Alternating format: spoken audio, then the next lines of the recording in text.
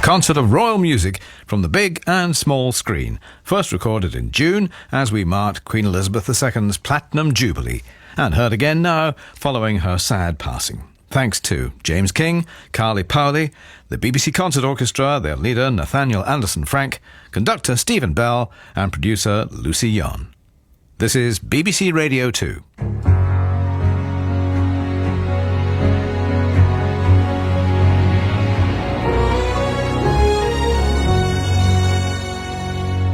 BBC News at 3 o'clock. This is Nikki Cardwell. Thousands of people have turned out in towns and villages across northern Scotland to watch Queen Elizabeth begin her final journey. Members of the public lined the streets in silence as her cortege left the Balmoral estate on a 175-mile trip to Edinburgh. Our reporter in Aberdeen, India Grant, spoke to some of the onlookers. One lady started to cry as she said she felt that she'd really unified the country. Another man I spoke to with his young son said he thought it was important to bring him here to see this moment in history, and he turned to his son and said, "I think that you will see, that you'll tell your own children what you saw here today." The late Queen's coffin is due to arrive in Edinburgh in around an hour. At lunchtime, proclamation ceremonies for the new king were held across the UK, including in Cardiff, from where Mark Hutchinson sent this report. In Wales's two official languages, Charles III has been formally announced as the new king in front of an assembled crowd of about 1,000 people here below the Norman Keep at Cardiff Castle.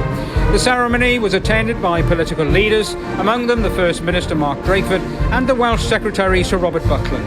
Reservists from 3rd Battalion, the Royal Welsh, accompanied by their band, and the regimental goat mascot, Shenkin IV, led the proclamation procession from City Hall. The ceremony concluded with both national anthems, a cry of 3 cheers for the King, again bilingually, and a 21-gun salute. Large crowds also gathered in central London to watch the King arrive at Buckingham Palace for a meeting with the General Secretary of the Commonwealth, Lady Scotland. He's also due to host High Commissioners from countries where he's head of state. Other news now, and officials in Ukraine say they've shut down the last functioning reactor at the Russian-occupied Zaporizhzhia nuclear power plant on safety grounds. It follows repeated shelling in and around the facility in recent weeks. Meanwhile, the head of Ukraine's army claims his forces have, in just 11 days, liberated more than 1,000 square miles of land occupied by Russia.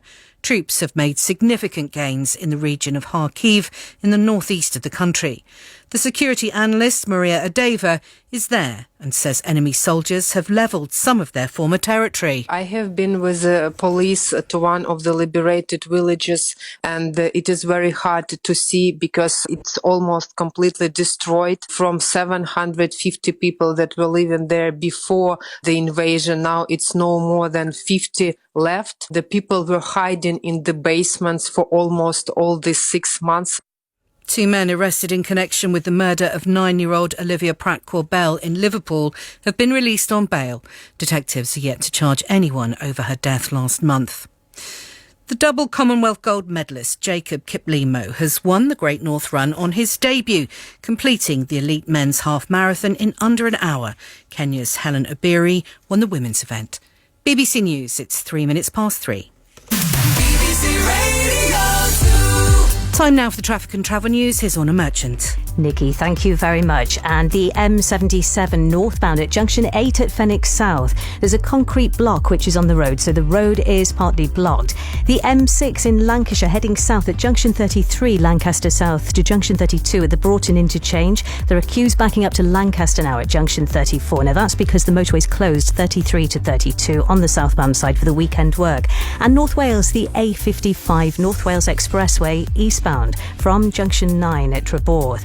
We've got a traffic problem there. Everything is being held back from junction 9 and it's queuing back for about 6 miles. And Merseyside, the A552 Woodchurch Road is closed in both directions. That's between Arrow Park Road, the A551 and the M53 at junction 3 Woodchurch Road. The M60 is busy in Manchester anti-clockwise. There was an accident between 11 at Barton and 10 at the Trafford Centre, so over Barton Bridge, with the queues backing up to the M61, and that's around the Swinton interchange change. The M56 is closed again for weekend work.